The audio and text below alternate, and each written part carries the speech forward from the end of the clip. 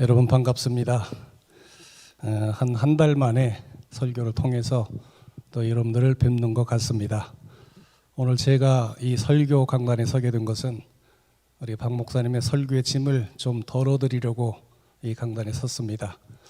요즘 보면 우리 박영모 목사님 한 2주 동안 매일 하루도 빠짐없이 설교를 했습니다. 설교의 짐이 많이 무거울 것 같아서 오늘은 제가 대신 강단에 서서 말씀을 전하게 됐습니다.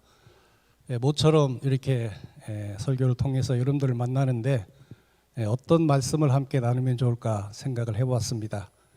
그러나 지금은 아무래도 우리가 이 코로나19라고 하는 악성 전염병의 그 영향력 아래에 우리가 놓여 있기 때문에 그래서 우리가 마음껏 우리가 신앙생활도 할 수 없고 또 사회생활도 할 수 없고 또 더 나아가서는 경제도 지금 파탄에 이르는 분들이 한두 분이 아닙니다. 그래서 이런 어려움을 생각하면서 이 코로나를 우리가 어떻게 이해를 해야 될 것인가 하는 것을 다루기를 원하는 마음을 가지고 오늘 이 자리에 섰습니다. 그래서 오늘은 제목을 코로나 시대에 꼭 필요한 믿음이라고 하는 제목을 가지고 오늘의 이 상황을 우리가 어떻게 이해할 것인가, 그리고 더 나아가서는 우리가 어떻게 대응할 것인가 라고 하는 이런 문제를 가지고 함께 말씀을 나누길 원합니다. 자, 그렇다면 여러분, 우리는 오늘 이 코로나가 가져다 준 이 답답하고 어려운 이 상황을 우리는 먼저 우리가 어떻게 이해를 해야 될 것인가 라고 하는 것입니다. 그것은 오늘 우리에게 주어진 이 상황이 지금 당장 우리가 바꿀 수 없는 불가피한 상황이라고 한다면, 우리가 힘쓰고 애써도 바꿀 수가 없고 기도해도 하나님께서 바꿔주지 아니하시고, 만약에 이런 상황이라고 한다면 우리는 이 상황을 하나님의 주권과 계획 가운데 주어진 내 인생의 한 과정이다 라고 하는 그런 믿음을 가지고 이 상황을 긍정적으로 받아들이는 이런 마음의 여유가 오늘 우리에게 필요하다고 생각이 됩니다. 여러분, 저는 이 코로나19가 아무리 악성 전염병이라고 할지라도 반드시 극복한다는 것을 확실히 믿습니다. 여러분들 믿을 줄로 믿습니다. 왜냐하면 성경에 보니까 창세기 1장에 하나님께서 우리 인간들에게 세상 만물을 다스리는 권세를 주셨습니다. 하나님이 자기 형상대로 사람을 창조하시고 그들에게 복을 주시며 말씀하시기를 생육하고 번성하며 땅에 충만하라, 땅을 정복하라, 바다의 물고기와 하늘의 새와 땅에 움직이는 모든 생물을 다스리라. 주님께서 이 다스리는 권세를 주셨습니다. 그렇다면 여러분, 이 코로나19는 어떤 존재입니까? 사실 이 코로나19는 눈에 보이지도 않아요. 제가 인터넷에 보니까 1kg도 안 되는 것이 세계를 지배한다. 그러니까 너무너무 미미한 존재죠. 그리고 이것은 엄격하게 따지면 생물도 아니고 무생물도 아닌 반생물이라고 합니다. 그리고 이 코로나19는요, 혼자는 독자적으로 생존조차 할 수가 없어요. 반드시 숙주에 들어가야만 거기서 생존하고 번식할 수 있어요. 그냥 이런 어떤 땅바닥에 이런 공간에 이것이 떠 있으면 며칠 안에 다 죽고 맙니다. 혼자서 독자로 생존도 할 수 없는 그런 존재입니다. 얼마나 미미한 존재, 인격도 없고 생각도 없고 아무것도 없는 거예요. 그렇다면 여러분, 하나님께서 우리에게 주신 이 권세를 가지고 어찌 이 코로나19라고 하는 이 하찮은 것을 우리가 다스리고 정복할 수 없겠는가라고 하는 겁니다. 그래서 여러분, 역사적으로 보면 중세시대에 흑사병으로 말미암아서 유럽 인구의 3분의 1이 죽었다, 이런 얘기가 전해지고 있잖아요. 그때는 이 유럽 사람들이 과학이 발달되지 못했기 때문에 뭐가 우리를 죽이는지 알지 못했어요. 나중에 알고 보니까 이 주비력을 통한 패스트균이 전염돼서 사람들이 이렇게 죽었는데, 그때는 왜 사람들이 죽는지도 몰랐어요. 그래서 막 죄 때문에 우리가 이런 어려움을 당한다, 혹은 공기가 나빠서 그러는, 그러니까 원인도 모르는 그런 상황이었지만, 그러나 결국은 어떻게 됐어요? 이 패스트균을 우리가 다 정복하고 다스리고 있지 않습니까? 에이즈라고 하는 그런 병이 나왔을 때 사람들은 이 병은 도무지 치료할 방법이 없다, 어떻게 해도 이건 치료가 안 된다, 그렇게 생각했어요. 그래서 이게 불치의 병이라고 생각했는데 지금은 이 에이즈도 치료제가 나왔습니다. 자, 그럼 여러분, 이 코로나19 반드시 우리가 극복하고 정복하고 다룰 수 있다는 것을 믿으시길 바랍니다. 자, 그런데 문제는 이것을 정복하고 다스릴 때까지의 우리에게 주어지는 고통스러운 그런 시간이다, 그런 얘기입니다. 코로나19 때문에 아무것도 하지 못하고 있어요. 뭐 예를 들어서 뭐 여행업계라든지 항공업계 완전히 고사 직전에 있지 않습니까? 뭐 자영업자들, 뭐 소상공인들 뭐 고사 직전에 있어요. 자, 우리가 이 문제를 극복할 때까지 우리에게 있어야 될, 우리가 겪어야 될 그런 시간이 있다는 얘기죠. 이런 시간을 우리가 과연 어떻게 우리가 받아들이고 어떻게 우리가 대응해야 될 것인가라고 하는 것인데, 중요한 것은 무엇인가 하면 아무리 우리에게 주어지는 이 상황이 힘겹고 어렵다고 할지라도 우리가 애를 쓰고 노력해서 해결할 수 없고 우리가 기도해도 하나님께서 속히 이것을 해결해 주지 않는다고 한다면 이 과정에도 하나님의 계획이 있다는 걸 믿어야 돼요. 우리가 하나님의 주권 속에서, 하나님의 섭리 속에서, 경륜 속에서 우리가 이 어려움을 당하고 있다는 것을 우리가 믿어야 돼요. 그리고 이런 믿음을 가지고 우리에게 주어지는 이 고통의 시간을 긍정적으로 우리가 받아들일 수 있어야 된다라고 하는 것입니다. 여러분, 성경에 보면 시편 23편, 우리가 너무나도 사랑하는 시잖아요. 거기서 하나님께서 우리를 의의 길로 인도하십니다. 푸른 초장 맑은 물가로 인도하시고 원수 앞에서 승리하는 길로 인도하시지만 그 과정이 순탄치만은 않잖아요. 어떤 때는 사망의 음침한 골짜기를 지나가야 될 때도 있지 않습니까? 이와 같은 거예요. 하나님께서 욥으로 말미암아 애굽의 총리 대신이 되게 하려고 하는 이런 계획관데 그의 삶을 인도하실 때 그가 이해할 수 없는, 정말로 감당할 수 없는 그런 어려운 그런 삶의 과정이 있지 않았어요. 그러니까 우리가 힘써도 애써도 바꿀 수 없고, 그리고 우리가 기도해도 하나님께 속히 이 문제를 해결해 주지 않는다고 한다면 우리는 어떤 믿음을 가져야 되느냐? 하나님의 주권 속에서 이 내 삶의 일부분이다. 이 과정을 통해서 하나님께서 분명한 뜻과 계획이 있을 것이다 라고 하는 믿음을 가지고 그것을 우리가 적극적으로 받아들여야 되는 거예요. 근데 만약 이걸 받아들이지 못하고 이걸 거부하게 되면 어떤 현상이 일어납니까? 원망과 불평이 생기기 시작해요. 근데 사람들의 원망과 불평은 항상 보면 하나님을 향하게 돼 있어요. 그리고 하나님을 향해서 원망 불평하다가는 결국은 믿음을 잃어버리는 이런 과정을 우리는 볼 수가 있는 겁니다. 여러분, 그러한 그 문제에 대해서 가장 우리에게 좋은 사례가 무엇이겠습니까? 이스라엘 백성들이 출애굽해서 가나안 땅을 향해 가는 광야에서 그들이 보여준 태도가 바로 그것을 우리에게 보여주고 있는 겁니다. 여러분, 하나님께서 왜 광야로 그들을 인도하셨어요? 애굽의 노예 생활에서 구원해 주시기 위해서 그들을 인도해 하신 거예요. 또 앞에는 젖과 꿀이라는 가나안 땅을 그들의 영원한 기업으로 주시기 위해서 엄청난 그런 하나님의 그런 축복 계획 가운데 광야로 인도하고 계시잖아요. 그런데 이스라엘 백성은 어떻게 합니까? 노예 생활에서 구원받은 건 까맣게 잊어버려요. 앞에 하나님께서 우리를 어디로 인도하시는가를 까맣게 잊어버립니다. 젖과 꿀이는 정말로 400년 동안 동살이던 사람들에게 내 땅, 내 나라, 내 기업을 주셔서 거기서 자유롭게 누릴 수 있게 하는 이런 정말로 찬란한 약속을 하나님이 예비하셨지만 그것도 까맣게 잊어버려요. 뭘만 봅니까? 당장 목전에 있는 어려움만 쳐다보는 거예요. 구원의 은혜도 잊어버리고 하나님이 약속하신 그 약속도 잊어버리고 당장 눈앞에 먹을 물이 없다, 또 먹을 것이 양식이 없다 하는 이런 상황을 바라보면서 원망 불평하잖아요.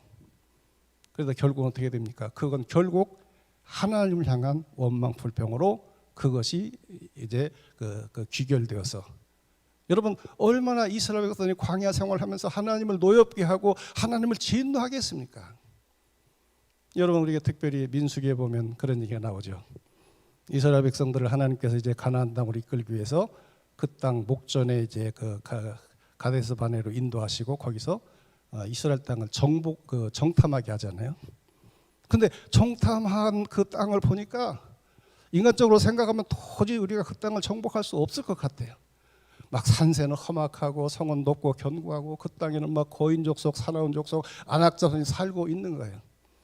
그것만 바라보면서 이스라엘 백성들은 또 원망합니다. 우리는 그들과 싸워서 도저히 그 땅을 정복하지 못한다. 반드시 우리는 그들에게 그들의 칼날의 밥이 될 것이다. 하나님이 우리를 죽게 하시려고, 망하게 하시려고 우리를 그 땅으로 인도한다라고 하면서 말도 안 되는 말로 그렇게 억지 소리를 쓰면서 하나님을 원망하고 다시 애굽으로 돌아가자 그러잖아요. 결국 그 사실을 받아들이지 않는 거예요. 지금 내게 주어진 이 상황을 내가 믿음으로 받아들이지 않고 그걸 거부하는 거예요. 거부하다 보니까 원망, 불평, 불신앙으로 흐르게 되고 결국 하나님의 큰 진노를 사서 그 원망하던 세대들은 다 광야로 돌아가서 40년간 유리방황하다가 그 땅에서 결국 쓰러져 죽고 가나안 땅을 밟지 못하고 있는 것을 우리가 보게 됩니다. 그리고 우리는 우리에게 주어진 상황이 아무리 힘들고 어렵다고 할지라도 어차피 바꿀 수 없는 상황이라고 한다면 오늘 이 상황이 하나님의 주권과 섭리 가운데 하나님의 계획 가운데 나에게 주어지는 삶의 한 부분이다 라고 하는 그런 믿음을 가지고 적극적으로 그 사실을 우리가 받아들여서 우리가 하나님께 맡기면서 긍정적인 마음을 가지고 받아들이는 이런 믿음이 필요합니다. 그래야 어려움 속에서 우리가 신앙을 잃어버리지 않게 하시고 그 어려움을 통해서 우리에게 주시길 원하시는 그 하나님의 뜻을 이루어 드릴 수가 있다는 것을 꼭 기억할 수 있길 바랍니다. 그래서 미국의 라인홀드 니버라고 하는 목사님은 이렇게 기도했다고 합니다. 하나님, 저에게 바꿀 수 없는 것은 받아들이는 평온을 주시옵소서. 또한 바꿀 수 있는 것은 바꿀 수 있는 용기를 주시옵소서. 그리고 바꿀 수 없는 것과 바꿀 수 있는 것을 분별할 수 있는 지혜를 주시옵소서 라고 이렇게 기도를 했다고 합니다. 오늘 힘들고 어렵지만 이 상황에 대해서 그대로 받아들이시길 바랍니다. 왜 이런 일이 있느냐, 불평, 원망하고 이런 불신앙의 그런 마음을 갖지 말고 이것도 하나님이 계신 과정이다. 내가 어떻게 이것을 내가 감당해야 될 것인가 생각하면서 긍정적으로 요셉과 같이 그 상황을 긍정적으로 받아들일 수 있는 여러분들이 다 되시기를 주님의 이름으로 축원을 드립니다. 두 번째로는 아무리 힘들고 어려운 상황일지라도 그 상황 속에서 내가 해야 할 일이 있고 또 할 수 있는 일이 있다라고 하는 겁니다. 그럼 우리는 어떤 어렵고 힘든 상황에서도 지금 내가 할 수 있는 일이 무엇인지를 찾아봐야 됩니다. 그리고 내가 할 수 있는 그 일을 적극적으로 우리가 실천해 나갈 수 있는 것, 이것이 우리 믿는 자가 이 어려운 시대에 행해야 될 그런 가져야 될 믿음의 자세라고 말할 수가 있겠습니다. 오늘 이 본문에 보면 바울이 로마의 감옥에 갇혀서 가이사의 재판을 기다리는 내용이 나옵니다. 여러분, 바울이 이 감옥에 갇히기 전에 어떤 삶을 살았습니까? 그런 막 온 아시아 지역과 막 유럽을 종횡무진하면서 수많은 곳에 복음을 전하고 수많은 교회를 세웠고 그가 세운 교회를 통해서 수많은 이방인들이 주님께로 돌아왔습니다. 그런데 의도치 않게 유대인들에게 고소를 당해서 지금 로마 황제 가이사에게 재판을 받기 위해서 로마까지 끌려와서 로마의 감옥에서 가이사 황제의 재판만을 기다리고 있는 그런 상황입니다. 그런데 여러분, 무슨 일인지 이상하게도 그 로마 황제 가이사의 재판이 개정이 안 되고 있는 거예요. 벌써 1년, 2년 막 수년이 지나가고 있는데도 불구하고 여전히 그는 감옥에 갇혀서 지금 로마 황제 가이사가 자기를 재판해 줄 날만을 속수무책으로 기다리고 있는 상황입니다. 여러분, 인간적으로 생각해 본다면 바울의 마음이 얼마나 답답하겠습니까? 지금 자기는 하루 한날을 한 시간을 아껴가면서 열심히 나가서 지금 전도해야 될 사람인데 이 좁고 이 컴컴한 감옥에 갇혀 있으니 아무것도 할 수 없는 이 상황이 됐으니 얼마나 답답하고 속이 터지겠어요. 인간적으로 생각한다면 막 하나님에서 원망할 수가 있을 거예요. 하나님, 내가 왜 이 감옥에 이렇게 갇혀 있어야 됩니까? 내가 이 좁고 컴컴한 감옥에 수년 동안 갇혀 있으면 도대체 어떻게 전도하라는 얘기입니까? 하나님, 도대체 언제까지 나를 이곳에 유폐시킬 것입니까? 라고 하면서 막 불평, 불망, 원망이 충분히 생길 수가 있을 겁니다.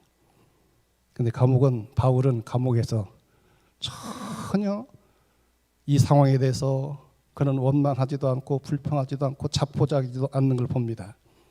그리고 그는 그 자신이 감옥에서 할 수 있는 일이 무엇인지를 찾아봅니다. 그리고 자신이 주어진 상황 속에서 지금 이 상황에서 내가 할 수 있는 그 일에 최선을 다하는 걸 봅니다. 먼저 그는 감옥에서 열심히 전도했어요. 바울은 이제 2번 감옥에 갇히게 되는데요. 맨 첫 번째는 비교적 자유로운 상황에서 이 연금 상태에 있었어요. 미결수로 재판을 받기 위한 미결수로 일반 감옥에서 이제 생활을 좀 자유롭게 할 수가 있었습니다. 그래서 그 지역에 있는 많은 인사들을 초청했어요. 자기 집으로 초청해서 그들에게 열심히 복음을 전했어요. 다음에 두 번째는 감옥에 투옥이 됐어요. 깊은 지하 감옥에 투옥이 됐는데 거기서 사람을 만날 수가 없는데 그래도 만날 수 있는 사람이 있었어요. 간수들을 만날 수 있는 거예요. 자기를 지키는 그 간수들에게 열심히 복음을 전했어요. 비록 막 아시아 지역을 종횡무진하면서 유럽을 넘나들면서 그렇게 전도를 못했지만 지금 여기서 내가 만날 수 있는 모든 사람에게 자기가 할 수 있는 최선을 해서 전도를 했어요. 그리고 그는 감옥에서 자기가 세운 교회에 가볼 수는 없지만 편지는 쓸 수 있었던 거예요. 그래서 그는 그 감옥에서 편지를 씁니다. 자기가 세운 교회의 그 성도들에게 믿음의 가르침과 교훈을 주는 그런 편지를 써서 보냈어요. 그것이 오늘날 우리가 읽고 있는 성경이 된 겁니다.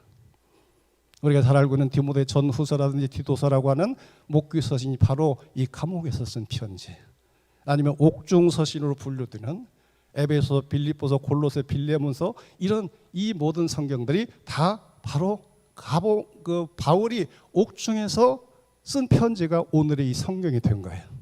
그래서 그 편지를 통해서 그가 세운 그 아시아의 수많은 교회들이 많은 믿음의 교훈을 얻었고, 오고 오는 세대의 수많은 성도들이 지금도 바로 이 서신서를 통해서 우리는 믿음의 많은 도움과 교훈을 우리가 받고 있는 것을 우리가 보게 됩니다.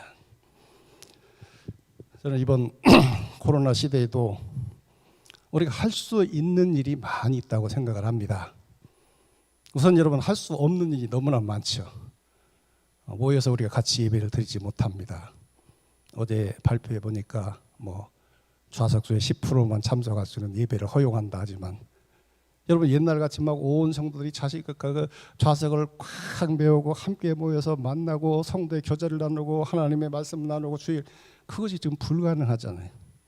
마음껏 모여서 예배도 드릴 수 없고, 마음껏 모여서 기도도 할 수 없고, 전도 활동도 할 수 없고, 성례식도 할 수가 없고, 대신방도 할 수 없고, 그리고 병원 신방도 할 수 없습니다. 생각해보면 교회의 핵심적인 그 중추적인 많은 일들을 우리는 지금 아무것도 할 수 없다는 생각이 사로잡혀 있어요. 그런데 여러분, 그렇게 할 수 없는 일만 있는 게 아니라 지금 우리가 할 수 있는 일들이 있어요. 그것이 무엇입니까? 교회를 통해서, 온라인을 통해서 송출되는 이 영상 예배에는 우리가 참여할 수가 있는 겁니다. 저는 참 이번 이 코로나19를 맞으면서 참 성경 말씀 진리다 다시 한번 깨달아요. 성경에는 어떤 말씀이 있죠? 너희가 시험을 당하는 등이 감당할 힘을 주고 피할 길을 주신다고 했잖아요. 여러분, 인터넷이 이게 발달된 지가 몇 년 안 되잖아요. 더구나 우리 한국은 세계에서 제일 인터넷이 잘 이제 인터넷망이 깔린 그런 나라잖아요. 인터넷이 없었다면 이 코로나19 상황에서 우리가 어떻게 믿음을 지킬 수가 있을까? 우리 성도들이 어떻게 믿음을 지킬 수 있을까? 상상이 안 돼요. 근데 지금 정말로 그래도 최소한의 가장 중요한 것들은 이 온라인 통해서 다 지금 되고 있지 않습니까? 예를 들면 우리가 온라인 주일 예배 송출하고 있잖아요. 새벽기도 다 송출하고 있잖아요. 심지어는 이제 그러다 다락방 모임도 하고 있고 성경 공부도 하고 있고, 정말로 중요한 것들은 지금 우리가 온라인을 통해서 다 참여할 수가 있는 거예요. 자, 그러니까 여러분, 중요한 건 뭡니까? 중요한 것은 우리가 이 코로나19를 핑계 대면서 신앙생활 소홀히 하면 안 된다는 거예요. 정부에서 모이지 말라고 그랬어. 대면 예배 안 된다고 그랬어. 이런 핑계 대면서 예배 생활 소홀히 하거나 기도 생활 소홀히 하거나, 아니면 우리의 여러 가지 다락방이라든지 이런 교회 생활에 소홀히 해서는 안 된다는 거예요. 왜냐하면 하나님께서 온라인을 통해서 우리에게 이 신앙생활을 할 수 있는 길을 열어주셨기 때문에 그렇습니다. 이 설교를 듣는 우리 모든 대광의 성도들, 이제 이것을 꼭 기억하시기 바랍니다. 코로나19를 핑계로 해서 신앙생활에 소홀하지 않기를 주님의 이름으로 축원을 드립니다. 모이지 못하기 때문에 더 간절한 마음으로, 모이지 못하기 때문에 더 사모하는 마음으로 온라인 예배 열심히 참석해서 이 온라인을 통해서, 프로그램 통해서 공부하시는 이 하나님의 은혜를 충만히 받아서 이 어려운 때를 잘 이겨나갈 수 있기를 주님의 이름으로 축원을 드립니다. 그리고 한 걸음 더 나가서 전화위복이라는 말이 있죠. 오히려 저는 이번 교회에 우리 교회에서 온라인을 도입을 했어요. 사실 우리 교회만 해도 전에는 온라인 예배 송출 안 했어요. 그다음에 또 줌을 통한 이런 그 쌍방향 이런 이제 우리가 그 프로그램도 도입을 안 했는데 언제부터 온라인 생겼습니까? 코로나 때문에 생긴 거예요. 코로나가 생기고 나니까 이거 예배를 드려야 되는데 어떻게 할까 그런데 그때 인터넷 통해서 그때부터 이제 시작이 됐어요. 그런데 이 예배 가지고 안 되겠어요. 보니까 다락방도 모여야 되겠고 또 아니면 우리가 성경 공부도 해야 되겠는데 그러면 이 일방적인 이거 가지고는 안 되겠다. 쌍방향이 돼야 되겠다. 그래서 우리가 그 길을 모색해서 찾아서 한 것이 줌을 통한 그런 모임이지 않습니까? 근데 여러분 이것이 여기서 끝나서는 안 된다고 봅니다. 우리가 기왕에 이런 프로그램을 우리가 교회에서 도입을 했다면 이것을 자꾸 개발하고 더 이것을 우리가 보완해서 앞으로 온라인 시대가 그 비대면 시대가 끝나고 이제 대면 시대가 올지라도 그것을 교회 생활에 우리 모든 우리 신앙생활에 접목을 한다면 더 그것이 우리 교회 사역의 지평을 넓혀갈 수가 있고 또 그다음에 우리 성도들의 믿음 생활에 큰 도움을 줄 수 있다. 저는 그렇게 생각을 해요. 우리가 단순히 온라인 예배 열심히 하세요. 그 얘기만 하면 안 돼요. 우리가 이미 배우고 경험한 이것을 가지고 이 온라인 시대가 끝나고 오프라인 시대가 왔을 때 이것을 어떻게 또 교회 생활에 접목할 것인가 이것을 우리가 생각할 수 있다면 이건 전화위복이 된다고 저는 생각을 합니다. 저는 그래서 이번에 가정예배를 한번 생각해 봤습니다. 여러분 가정예배를 각 가정에서 드리는 것이 얼마나 중요한가라고 하는 것은 이건 이해를 달 사람이 없어요. 그렇잖아요. 그런데 우리가 대부분 보면 내 신앙을 자식들에게 전수 잘 못 해줍니다. 그렇잖아요. 그 유대인들의 그 얘기를 들어보면 유대인들이 왜 이렇게 철저하게 그런 이제 그 교육이 잘 되는가 하면 어렸을 때부터 이 하나님 말씀 나누는 것이 가정에서 생활이 됐기 때문이라고 그래요. 근데 우리 그걸 못 하고 있거든요. 근데 저는요, 이번 이 새벽 기도의 기도회를 우리가 온라인으로 송출하는 이것을 활용하면 우리 교회 각 가정에서 가정 예배를 세울 수 있겠다는 그런 생각이 들어요. 여러분 가정 예배 드리라 하면 안 되는 이유가 뭐죠? 가정 예배 드릴 때 설교를 해야 되기 때문에 그래요. 근데 여러분 한번 생각해 보세요. 가족들 앞에서 설교하는 게 그게 쉬운 일이 아닙니다. 우선은 내가 설교 전문성이 없어서도 어려워요. 근데 설교가 가능하다고 해도 내 생활이 이 가족들 앞에서 1년 내내 24시간 다 그냥 적나라하게 노출되는데 내가 무슨 뭐 의인인 것처럼 온전한 사람처럼 내가 그렇게 설교한다는 게 참 어려운 일이에요. 근데 제가 볼 때 이 새벽 예배 송출하는 그 프로그램 우리 가정에 도입한다면 그 문제가 다 해결된다고 생각이 돼요. 내가 설교할 필요가 없잖아요. 목사님이 다 설교해 주잖아요. 찬송도 다 정해서 같이 부르고 또 기도 제목까지 제시해 주잖아요. 내가 나서서 그렇게 설교할 필요가 없는 거예요. 그러니까 가족들이 함께 모이면 되는 거예요. 모여서 새벽 예배 송출되는 그 프로그램을 통해서 뭐 다시 보기를 하든지 실시간으로 하든지 같이 모여서 그 말씀 듣고 찬송 듣고 기도하고 그리고 끝난 다음에는 설교 말씀을 통해 주신 그 말씀을 가지고 어떻게 적용할 것인가 나눌 수 있잖아요. 그리고 그런 기회를 통해서 부모가 자녀들에게 부모의 신앙을 전승해 줄 수 있다고 생각합니다. 저는 이번 이 기회에 우리가 코로나 때문에 너무 힘들고 너무 어렵고 희생이 많지만 만약에 우리 각 가정에서 이 가정 예배가 세워질 수 있다면 이런 고통과 희생점은 능히 감수할 만한 가치가 있다. 그런 생각을 저는 해봅니다. 그런가 하면 여러분 주일 예배도 우리가 한번 생각해 봅시다. 우리 교회 그 청장년까지 해서 어른들 성인이 한 2,000명 되잖아요. 근데 우리 교회가 지금 코로나 이전에 모이는 출석을 보면 한 1,000명을 약간 넘더라요.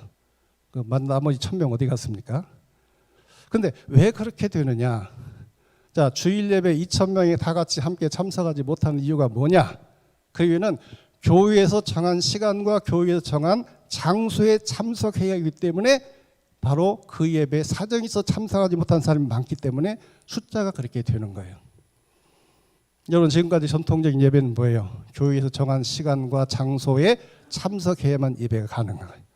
그런데 여러 가지 형편과 사정으로 해서 그 시간이 안 맞는 사람이 있거든요. 그 장소에 올 수가 없는 사람이 있거든요. 예를 든다면 해외여행을 갔다거나 아니면 먼 지방으로 출장을 갔다거나 아니면 몸이 아파서 지금 병원에 입원해 있다거나 그러면 예배 사모하는 마음은 있지만 교회에서 정한 시간과 장소에 이곳에 올 수가 없는 거예요. 그래서 참여할 수가 없는 거죠. 그런데 여러분 지금은 어떻습니까?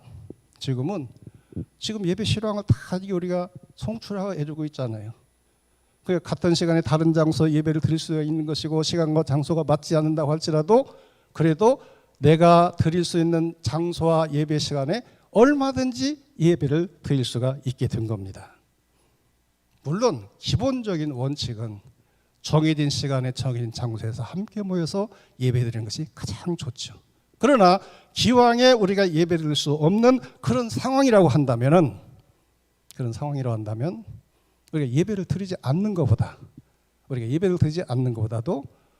내가 가능한 시간과 장소에서 온라인을 통해서 예배를 드리는 것이 1000배, 10,000배 더 좋은 일이라고 생각을 하는 것입니다.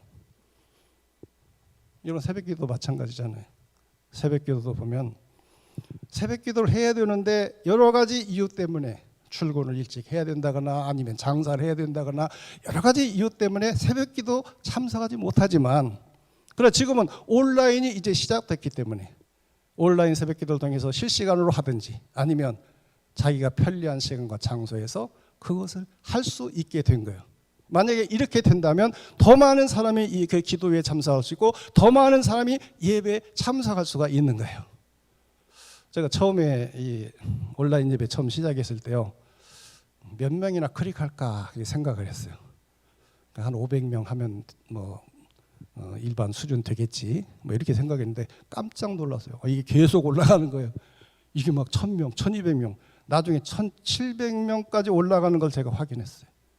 뭘 얘기합니까? 바로 그런 문제인 거예요. 정해진 시간, 정해진 장소에 참여하고 싶은데도 불구하고 여러 가지 사정으로 참여하지 못한 사람들이 참여를 하게 되는 거예요. 그러니까 이 온라인 시대를 우리가 잘 활용한다면 정말로 우리는 이 교회 생활, 우리 성도들의 신앙 생활에 더 큰 도움, 더 큰 유익이 될 수 있다. 저는 그렇게 생각합니다. 다락방도 마찬가지잖아요. 우리 다락방 보면 참 안타까운 다락방들이 많아요.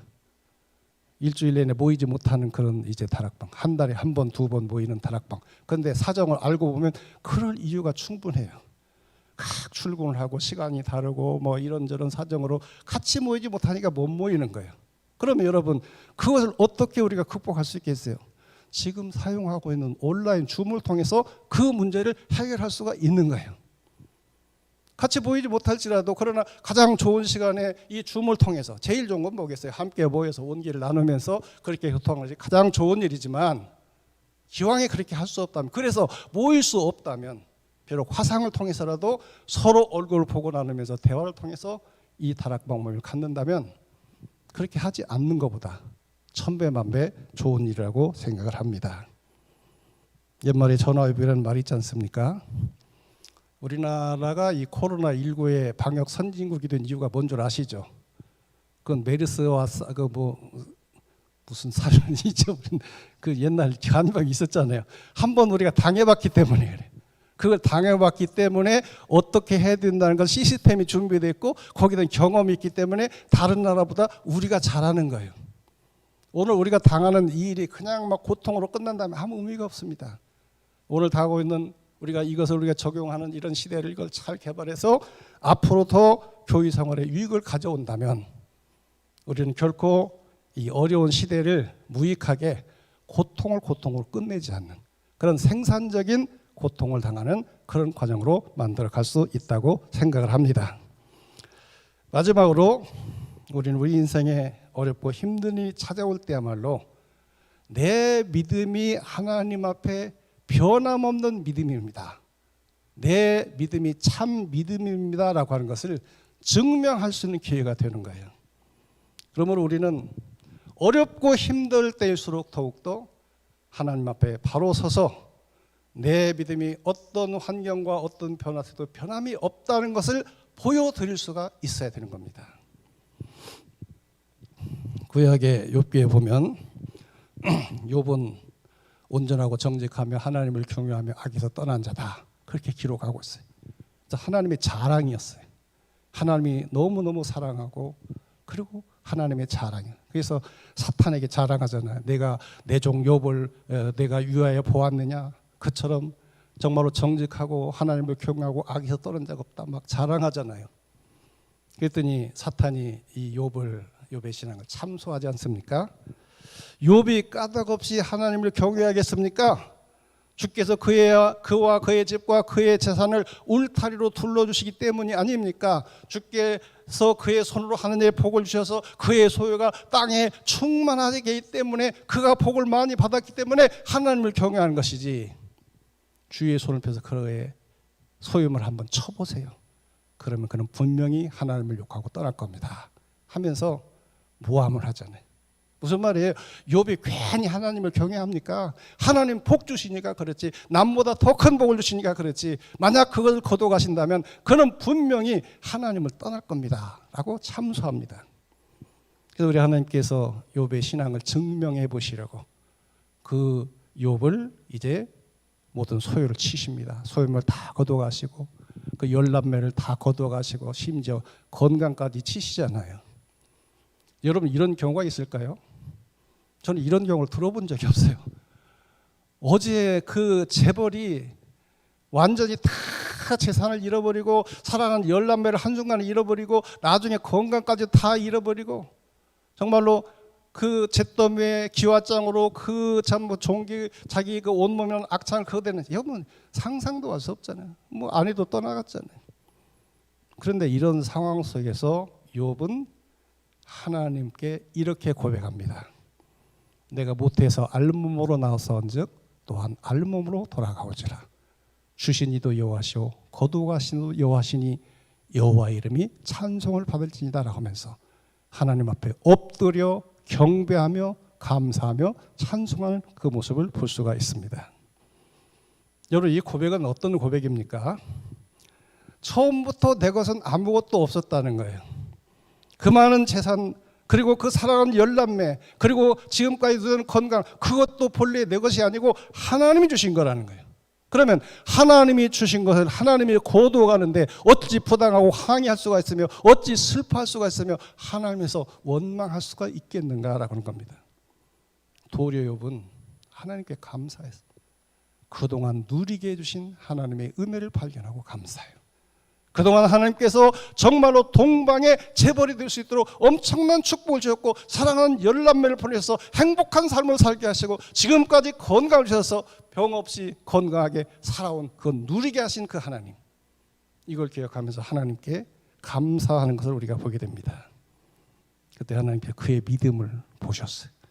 재산을 다 빼앗아가도 자식을 다 거두어가도 그리고 심지어는 건강을 치셔도 하나님을 원망하지 않고 그 가운데서 하나님께 감사할 조건을 생각하면서 하나님께 감사한 그의 믿음을 보시고 그 믿음이 참 믿음이라는 것을 다시 한번 인정해 주시잖아요. 그리고 그에게 갑절의 축복을 주시는 걸 봅니다. 재산도 거두어갔던 갑절로 주셨어요. 열남매를 또다시 주셨어요. 열남매 데려갔으면 20명 줘야 되는데 왜 열남매 주셨을까요? 어떤 분 그렇게 해석해요. 열남매는 천국에 있고 열남매는 땅에 있으니 갑절로 주신 것이다. 수명도 갑절로 주시는 것을 우리가 보게 됩니다. 여러분, 이러한 욥의 이야기는 뭘 얘기합니까? 우리의 진짜 신앙은 언제 나타나느냐? 어려울 때 나타난다, 그런 얘기예요. 힘들고 고통스럽고 어려울 때 우리의 진짜 신앙이 드러나게 돼 있다, 그런 얘기예요. 그러므로 우리는 어렵고 힘들 때일수록 더 믿음을 지키고 더 하나님 앞에 바로 서고 더 열심히 하나님을 섬기는 이런 믿음의 소유자가 된다, 그런 얘기입니다. 다이아몬드 진위를 감별할 때 수중 감별법이라는 것이 있다고 합니다. 이것이 진짜 다이아몬드인지 인조 다이아몬드인지 그것을 이제 식별하려면 물속에 집어넣으면 된대요. 물속에 집어넣으면 진짜 다이아몬드는 물속에도 영롱한 빛을 잃지 않는다는 거예요. 그런데 사람이 만든 인조 다이아몬드는 물속에 집어넣으면 빛을 잃어버린다. 그래서 다이아몬드 수중 감별법이라는 것이 있다고 합니다. 여기서는 이런 말을 했습니다. 사람이 무슨 고통을 당하느냐가 문제가 아니라 고통을 어떻게 당하느냐가 중요하다. 똑같은 바람이 불어도 오물은 더러운 냄새를 날려보내지만 똑같은 바람이 불어도 향유는 향기로운 냄새를 날리는 것 같다. 이렇게 얘기를 했어요. 무슨 말입니까? 고통은 똑같지만 고통을 당하는 사람은 똑같지 않다라고 하는 거예요.